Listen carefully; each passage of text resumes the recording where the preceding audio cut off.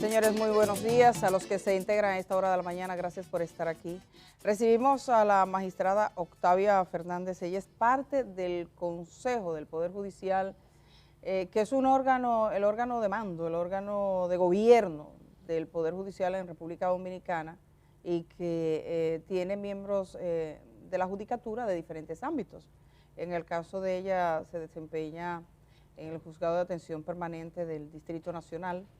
Había tenido experiencia previa como defensora pública, vinculada al sector justicia, así que le agradecemos la presencia esta mañana. Buenos días. Muchas gracias, Judy. Muy buenos días y bendiciones para todos. Aprovecho el momento para darle el saludo de mi padre, que es un aficionado de usted, y me dice, saluda a Judy. Digo, claro que sí. Bueno, pues muchísimas gracias, magistrada, por los saludos a su padre. Yo me imagino que su padre debe estar pensando en este momento, porque me ha visto varias veces hacer una referencia, pero ahorita lo comento. Magistrada, sería bueno explicarle a la gente, como usted es parte del Consejo del Poder Judicial, que es un órgano de gobierno, ¿quiénes integran quiénes forman el Consejo? ¿Cómo se integra? Porque tiene una representación de todos los jueces. Por ejemplo, en el caso suyo, ¿cómo llega usted a ser parte de ese Consejo? ¿Y cuál es la facultad que tiene este organismo básica?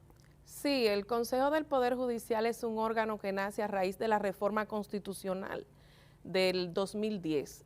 Ya en la Constitución se establece que el Consejo del Poder Judicial tiene todo lo que es las atribuciones de administración y disciplinarias de los jueces, o sea, todo lo que es administrar y organizar la visión que tenga el magistrado presidente, pues eso el Consejo se encarga de organizarlo y de alguna forma ponerle atención a todo lo que es el liderazgo del Poder Judicial. Igual lo que es lo disciplinario, lo sancionador, todo aquello que tenga que ver con lo sancionador y lo disciplinario de los jueces. Cualquier sanción, cualquier llamado de atención, todo eso va al Consejo del Poder Judicial. Esas son las funciones del Consejo.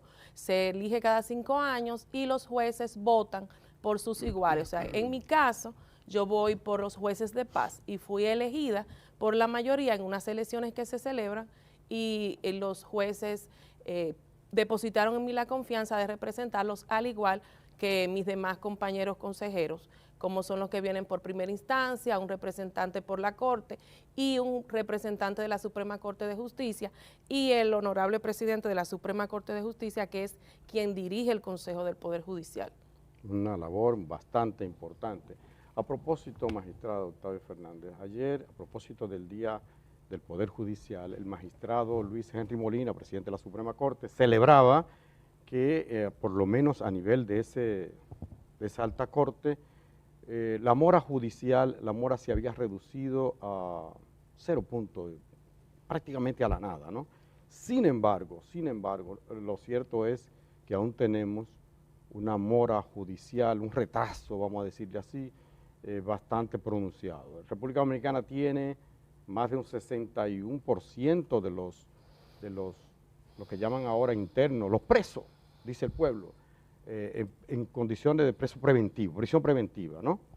Y entonces tú dices, ven acá, justicia retrasada, justicia denegada, dice el propio magistrado. Sí, como estás haciendo referencia a lo que dice el magistrado, quisiera aprovechar y pedirle a nuestro director que nos comparta, porque tenemos esa declaración. Correcto, para mejor. que la gente lo pueda escuchar. Sí, para que él mismo sea que usted le... De mora judicial, señor director, vamos a escuchar. Tenemos 2 momentos, que fue el de la mora, y cuando él citó los 3 retos que considera tiene el Poder Judicial en lo adelante. Vámonos con la mora primero. Correcto.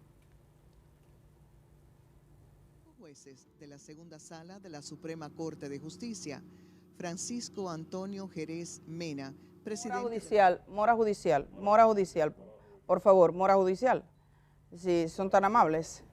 Porque acá lo que tenemos ahí algunas imágenes del acto de ayer, que por cierto, mucha gente... Nos fuimos, señor director, encuéntrese conmigo, que ya regresamos. Aquí estamos. Estamos aquí. Como objetivo central de esta gestión, la erradicación de este mal histórico que es la mora judicial. El esfuerzo conjunto para erradicar la mora ha permitido resolver 37.406 recursos de casación, desde junio de 2019. Un logro de gran impacto en la eficiencia judicial. Indiscutiblemente las ciudades judiciales van a descongestionar y se esperan 2 que están, una de aquel lado y una en Santo Domingo Este. Eso va a hacer que sea menos incómodo el acceso a la justicia. Bueno, hay algunas de las consideraciones, pero básicamente tal como decía Germán, el tema de la mora judicial, ¿cómo se interpreta eso? Y cómo se explica la prevalencia todavía de una buena parte de la población carcelaria del país, sobre todo los más pobres, en una situación de, digamos, de preventivos, sin sentencia. Sí, lo importante de este tema, como ustedes lo han señalado, es que como hace referencia el magistrado presidente, habría que dividir en 2 partes y no se puede dejar de mencionar lo que es avanzar en la Suprema Corte de Justicia. Históricamente, nuestra Suprema Corte de Justicia guardaba una mora que databa del año 82. O sea, era un tema totalmente inaceptable que hoy en día personas con procesos llevados desde el año 80 no tuvieran una respuesta. Entonces, de la Suprema Corte. De la Suprema Corte de Justicia. Entonces es válido que en el día de ayer todos celebramos que la Suprema Corte de Justicia hizo suyo ese compromiso con el país de dar respuesta a esa mora histórica. Y no hablaré de números, porque tal vez dirán, bueno, pero no tengo los números, ¿cómo lo confrontamos? Pero sí hay quienes pueden refrendar el que yo diga hoy aquí que en este momento la Suprema Corte de Justicia está trabajando procesos del año 23. Sí. Y hay sala específicamente, la segunda sala, que está trabajando procesos de los últimos 6 meses.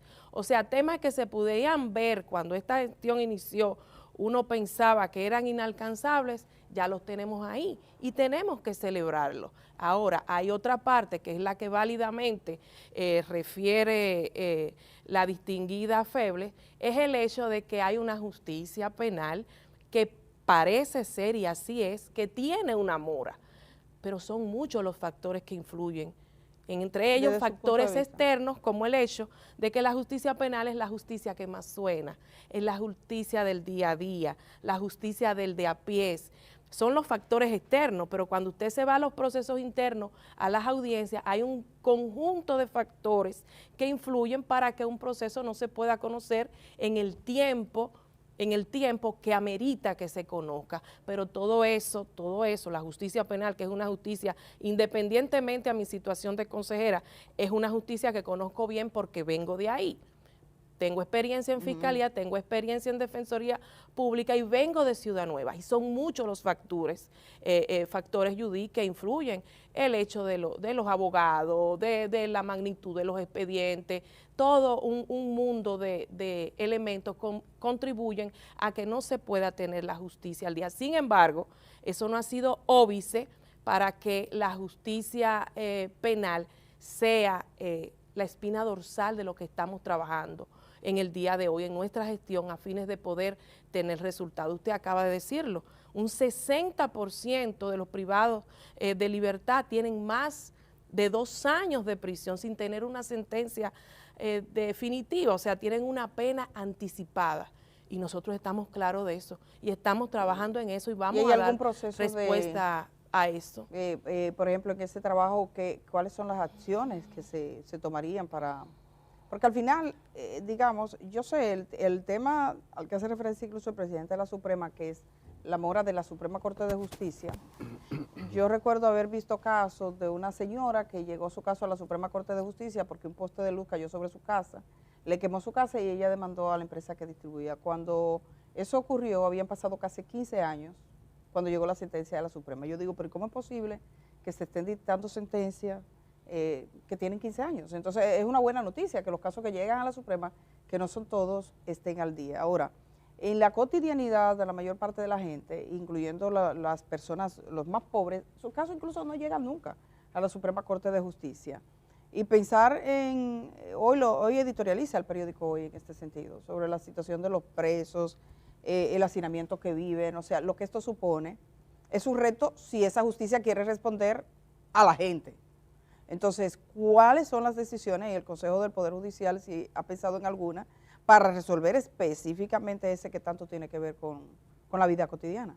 Sí, antes de responderte sobre lo técnico o lo operativo que pueda hacer el Consejo, quisiera hablarte de que por primera vez la justicia dominicana está involucrada toda en poder resolver el problema. Los jueces supremos han contribuido, por ejemplo, con el hecho de la ley de casación, que permite agilidad en los procesos. Ese proceso alegre que permitía una carga de trabajo en la Suprema Corte de Justicia, ese tema ha sido tomado. O sea, la visión de resolver el problema está tomada de forma íntegra por el órgano judicial completo. Entonces, ya hablándote de la operatividad y de lo que buscamos hacer a fines de resolver el problema, nosotros necesitamos resolver temas como filtrar los procesos. Todos los procesos van a la justicia y tenemos ya los reglamentos que van a hacer posible que pueda haber un filtro que divida los procesos que realmente requieran ser judicializados. Y hemos logrado en este momento, para mí, estamos en un momento histórico, porque estamos en mesas de trabajo importantes con Fiscalía, en mesas importantes de trabajo con la Defensoría Pública. Todos los órganos realmente están organizados. Y lo más importante, que creo que lo vamos a hacer y el próximo año lo veremos, es que los plazos realmente se cumplan. Temas, por ejemplo, de que una audiencia preliminar pueda hacerse en 3 meses, que un proceso dure 1 año, que todo lo que entre en enero del 2024, la ciudadanía pueda tener respuesta en enero del 2025, porque es un derecho, no solo de la ciudadanía, sino de esa persona, ese imputado que ha sido sometido a un proceso penal y que también requiere una respuesta. De derecho, parece que aquí hay 2 varas a propósito de derecho, una para los tutumpotes, una para el hijo de Machepa, es decir, el hombre, como usted dice, de a pie, que está en la victoria, que le reenvían, pero cuando se trata de un alto funcionario o exfuncionario que no sabe contar ni él ni su familia todos los millones que tiene, o bueno, que la imputación que se le hace de haberse enriquecido, entonces se cumple el debido proceso, vemos abogados y tal, y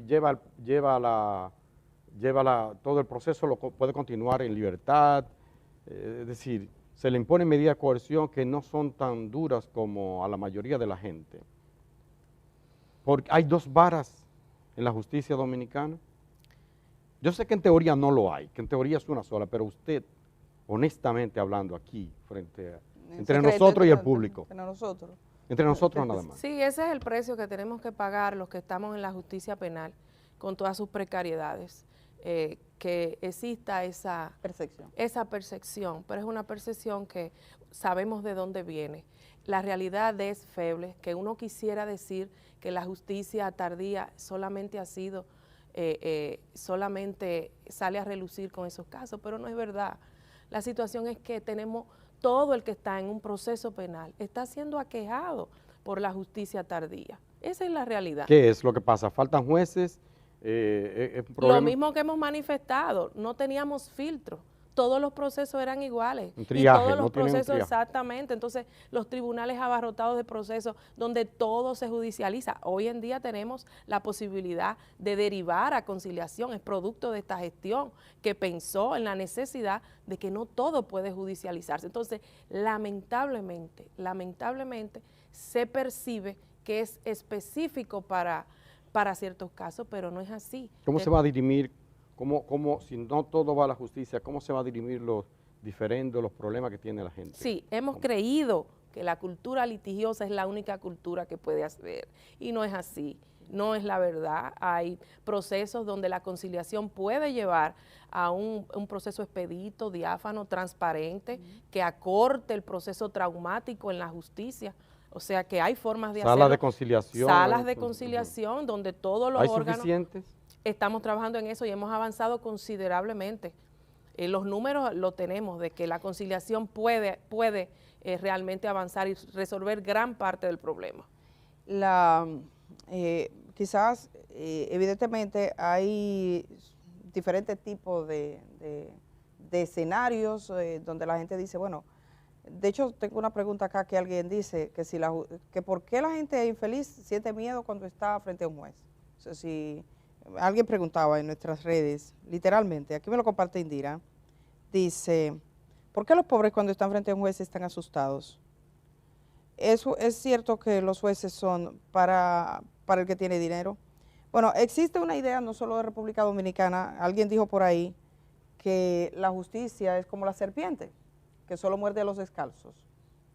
Realmente nosotros estamos viviendo una temporada donde no es ajeno, y creo que el tema de Germán lo toca, donde hay casos que se salen de lo cotidiano, en el sentido de que, en cierto modo, en República Dominicana hubo una manifestación de gente que decía, oye, los casos relevantes que implican a grandes y poderosos son escasos en la justicia. En Estados Unidos se calcula, por ejemplo, cuáles son las personas que están en los corredores de la muerte. Generalmente es gente más de sectores desposeídos, y eso parece ser una constante en los sistemas judiciales. Entonces, ¿cuál es la capacidad y si el Consejo del Poder Judicial ha tenido que plantearse algún tipo de medida frente a los grandes casos? Y no quiero referirme, creo que hasta por delicadeza, a un caso específico, pero aquí sabemos que no es lo mismo un expediente que involucra pequeños volúmenes, pocos testigos, que estos grandes expedientes que tienen una situación de complejidad. Hemos visto casos, y aquí mismo donde está usted se sentó Pancho Álvarez diciendo, no creo que lleguen a tiempo en determinados casos. Hemos visto a jueces decir, vamos a hacer esta audiencia 5 días a la semana, pero al final se quedan en 2. Jueces cargados de trabajo, que tienen varias cartillas y al mismo tiempo tienen expedientes con grandes volúmenes. Si de alguna manera este tema en alguno de los consejos de las reuniones de ustedes han tenido que plantearse, crear las situaciones idóneas para que los casos de tal complejidad que involucran fondos públicos puedan ser conocidos y se le pueda dar una respuesta a la ciudadanía dominicana. Sin tocar específicamente profundidad sobre... Exacto. Yo creo que nada es tan malo que no tenga algo bueno. Y creo que los procesos que hay tenemos que mirarlo con ojo crítico y cada quien tomar lo que le corresponde. Es como decía anteriormente, son muchos los factores que influyen. Y si, por ejemplo, un órgano acusador en un proceso determinado entiende que para poder ser explícito necesita una cantidad voluminosa en su acusación, eso hay que respetarlo. Igual si un imputado dice que necesita entender de lo que se le está imputando, también hay que entenderlo. Entonces ahí es donde viene la posición del juez. Evidentemente nosotros como Poder Judicial, con mucho cuidado, nos hemos mantenido al margen y hemos sencillamente permitido que todo avance como debe avanzar. Pero nosotros hemos tomado ya los puntos de mejora que estamos llamados a tomar y esperamos que los demás órganos hagan lo mismo, respetando la independencia de cada quien. Dado la complejidad de los casos, cualquier iniciativa que uno diga que tome por esos casos específicos sería una contradicción a nosotros mismos. Nosotros estamos obligados a una justicia accesible, a una justicia al día. Tengo que ser coherente con lo que le vengo diciendo sobre una justicia penal que adolece del mismo quebranto para todo el mundo. Entonces, todo el mundo, todo el que va a la justicia penal, todo el que necesita de la justicia dominicana, necesita una justicia al día. Y nosotros tenemos que mirar como órgano visionario, mirar la solución del problema desde un sentido amplio.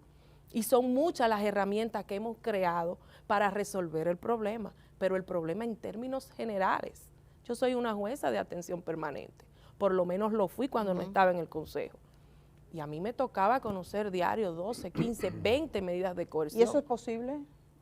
Uno de los problemas que se habla es de los grandes volúmenes de trabajo que tienen. ¿Se ha tomado algún tipo de decisión para decir, bueno, magistrados que tengan casos de complejidad, que no solamente se refiere a corrupción administrativa, pueden ser incluso casos amplios de narcotráfico, por ejemplo, vamos a crearle las condiciones y vamos a derivar y a tomar esta referencia para que no tengan las mismas cargas de trabajo, para que tengan un nivel de secretaría más eficiente? Claro Para que sí. tengan una asistencia más... Claro que sí, las herramientas son muchas y en esa específicamente, en este momento, por ejemplo, nosotros estamos viviendo un momento de transparencia interna a la justicia, porque en este momento los jueces saben la carga laboral que tiene cada quien.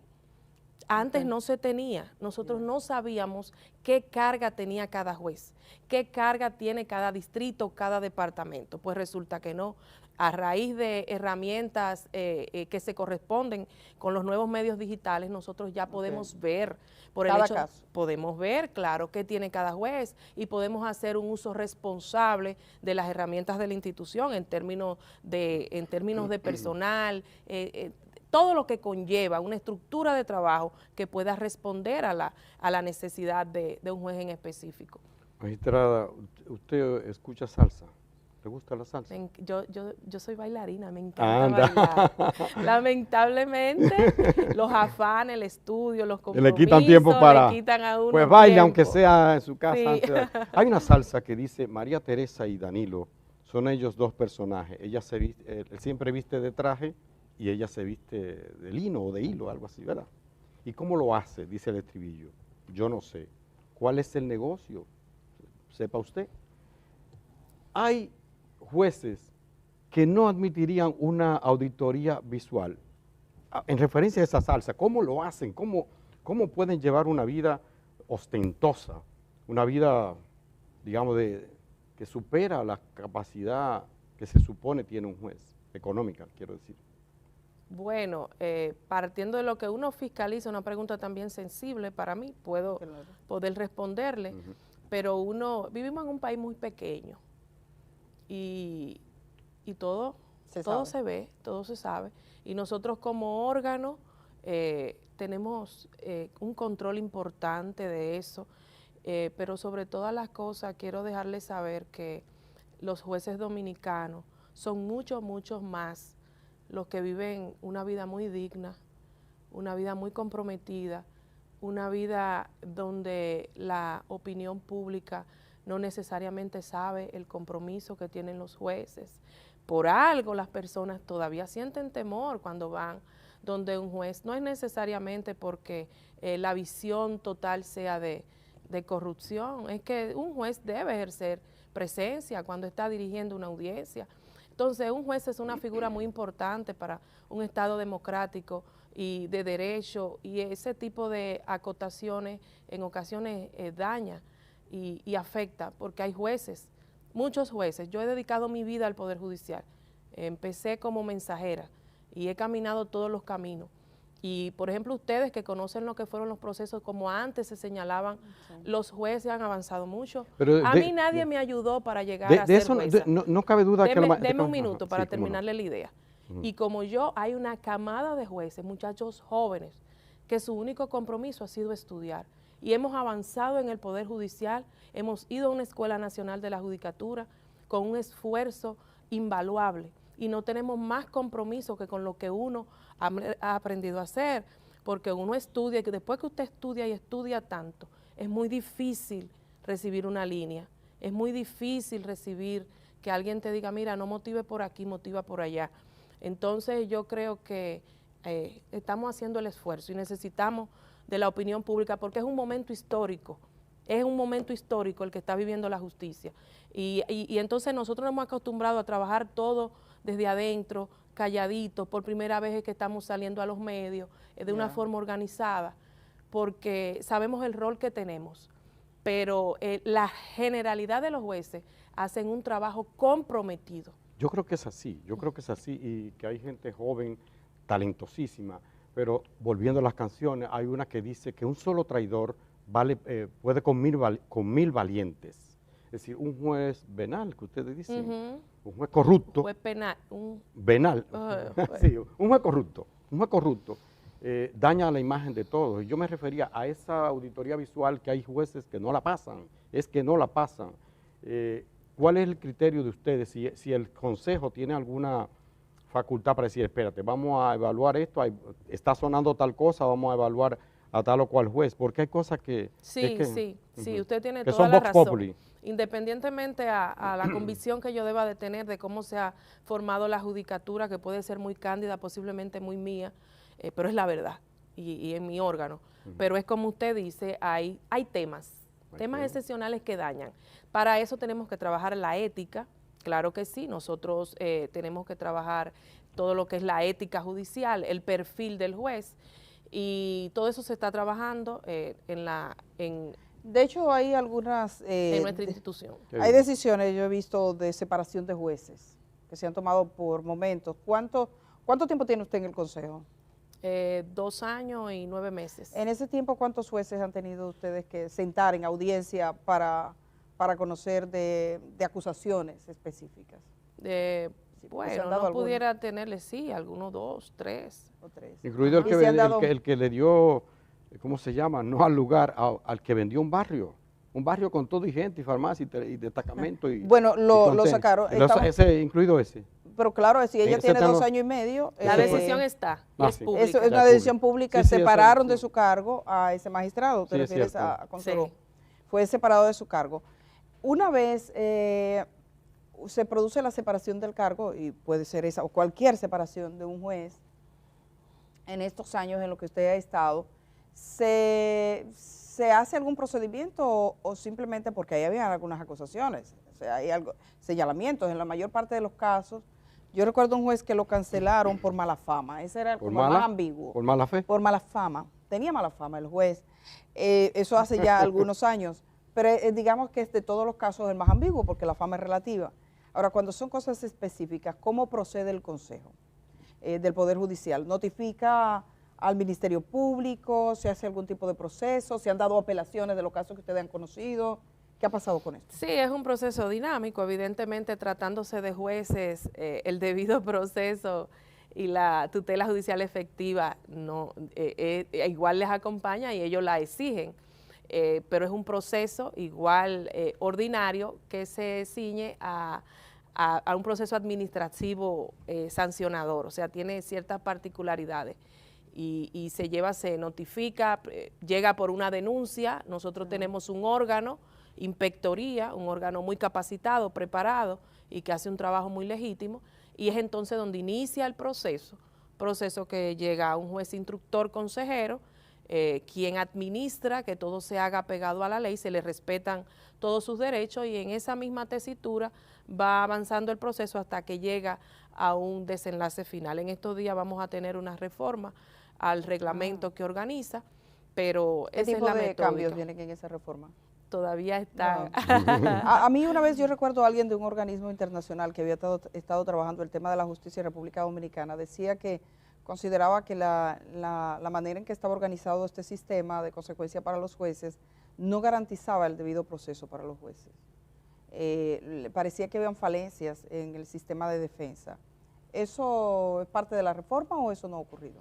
Bueno, el sistema anterior no andaba lejos de lo que usted manifiesta, pero en la gestión actual, posiblemente, no voy a decir ni siquiera en mi gestión como consejera, sino del mismo magistrado presidente que trajo Renueva Visión, y lo importante es que lo que tenemos ahora mismo fue construido por los mismos jueces, porque fue sometido a opinión pública y las asociaciones trabajaron en él, y fue sometido a mesas redondas de trabajo, y fue sometido a la vista pública y que las personas, en este caso la comunidad jurídica, pueda tener parte y opinión en ese reglamento, y de hecho ahora, porque el magistrado presidente siempre entiende que las cosas se pueden mejorar aún más, y efectivamente va a ser sometido en los próximos días a algunas renovaciones en apego a que se respete siempre el derecho de las personas y no menos de los jueces, claro. Magistrada...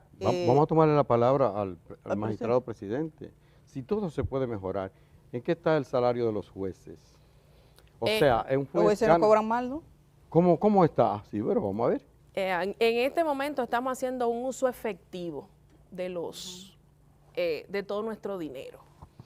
Y como le hablaba ahorita de que ya tenemos todo fiscalizado en cuanto al trabajo de los jueces, pues en esa misma tesitura estamos trabajando en reconocimiento económico a los jueces según su carga de trabajo. De acuerdo, yo estoy Y de acuerdo eso con va eso. para los servidores judiciales también. Y sin desmedro de que algunas áreas tengan más trabajo que otros, eso también tendrá una solución efectiva donde todos los jueces puedan disfrutar de un beneficio económico que se En corresponda. función de su rendimiento. En función Juez de que su tiene mucha mora, rendimiento. mucho retraso. Y los jueces lo han entendido, Es han correcto, sido solidarios sí. y han Ok. entendido que es un tema que va a permitir que el trabajo fluya y pueda terminar Un incentivo, en una, además. Yo no sé si... de cero mora. Muy Yo no bien. sé si se mantiene así, pero yo recuerdo que hubo una disposición hace algunos años interna del Poder Judicial que un juez de la Suprema Corte de Justicia, primero que tenían grandes volúmenes de salario, pero si ingresaba al Poder Judicial y se moría al otro día, la viuda recibía el 100% del salario que le pagaban al juez. Y un juez de corte que podría tener 20 años, la diferencia era abismal. O sea, los beneficios que tenían internos los miembros de la Suprema Corte de Justicia fue una decisión, yo recuerdo haber escrito de eso, era espectacular comparado con los demás. Yo no sé si se ha hecho un rasero de que haya un sentido de mayor equidad en la justicia económica de los salarios, en la judicatura, porque la verdad es que hasta en términos de la seguridad social que tenían, los beneficios, era mejor ser viuda de un juez de la Suprema que duró una semana que ser juez por 30 años en la judicatura dominicana, en términos económicos. Bueno, ya yo entiendo por qué es que mi papá, de dónde saca los argumentos cuando habla conmigo, ya yo entiendo. Sí, esa es la verdad, ese es un tema pendiente, un tema que tiene que organizarse, pero como usted entenderá es un tema que conlleva un ejercicio de sinceridad de nosotros de forma interna, es un tema que tenemos que tomarlo y de solidaridad. Muchos de los temas que tenemos a lo interno en cuanto al manejo de los temas económicos es un tema de que todos a lo interno entendamos que hay un orden de jueces y que todos tenemos derecho a disfrutar de un beneficio económico que se corresponda, por lo mismo que usted ha planteado. O sea, es un desequilibrio que el que lo ve Dice, no, dice... Es una injusticia dentro de la justicia. Es una injusticia, máxime porque una decisión de un juez, así sea un juez de paz o un juez supremo, es una decisión que impacta considerablemente La vida, en ¿no? el Estado de Derecho, porque así es que debemos verlo. ¿Tenemos suficientes jueces en la República Dominicana?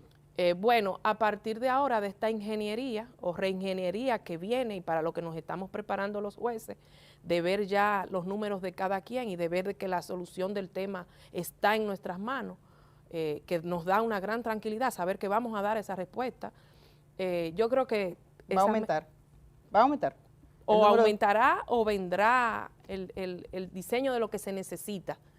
Pero lo que está ahora mismo podemos avanzar. Los números dicen que sí, que podemos avanzar y que podemos dar respuesta a la sociedad en general que tenga jueces. Pero se necesitan más jueces. Bueno, sí o sí, sí o una no. carga de trabajo como la que estaba definiendo, pareciese que sí o no. pareciera que sí. Vamos a definir primero, vamos a dividir lo que tenemos. Vamos a dividir lo que tenemos. De entrada... ¿Te parece la administradora de una empresa? Dice, espérate, oiga lo que espérate, al pasito, Bueno, llévate al sí, pasito. Sí, lo que pasa es que hay temas que son profundos. Mire, Feble, oiga cuál es la situación. Nosotros tenemos juzgado de paz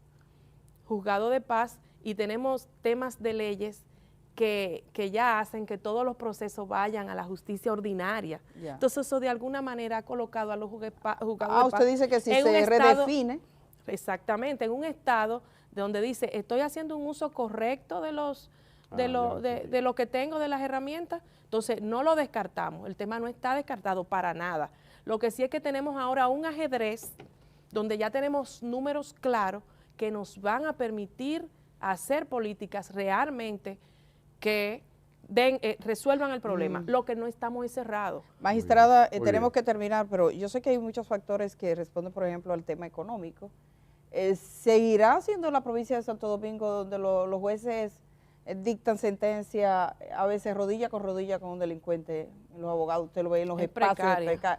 Es una verdadera tragedia. Es rodilla con rodilla el delincuente o la persona imputada, porque usted no Germán, se... muchas gracias por Sí, dígame usted. gracias, Feble, por Es una situación muy precaria, la de la provincia de Santo Domingo, es una situación extrema. ¿De quién depende eso? ¿Del Ejecutivo? Nosotros se venían trabajando temas con el Ejecutivo desde antes y ya ahora el Ejecutivo nos ha dado la mano, realmente se ha empoderado del tema. No se suban a ese furgón.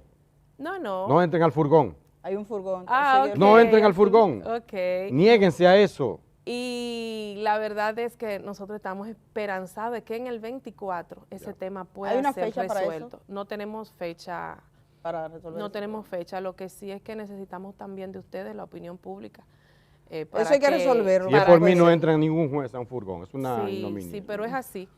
Pero esperamos que este año podamos resolver. Gracias, magistrada, por estar esta mañana. Octavia Fernández, ella es parte del Consejo del Poder Octavia Judicial. Carolina. Sí, con todos los nombres, pero realmente yo creo que la gente le conoce por Octavia Fernández. Gracias a usted. Como ustedes habrán observado, aquí todavía estamos en Navidad, eso pasa en nuestros hogares. Sí. Alguna gente dice, Indira, que en su casa han decidido dejarla hasta octubre. Hay gente que lo deja, pero nosotros tenemos todavía un vestigio de que por aquí pasó la Navidad. Vamos a la pausa Demasiado vestigio. y regresamos de una vez.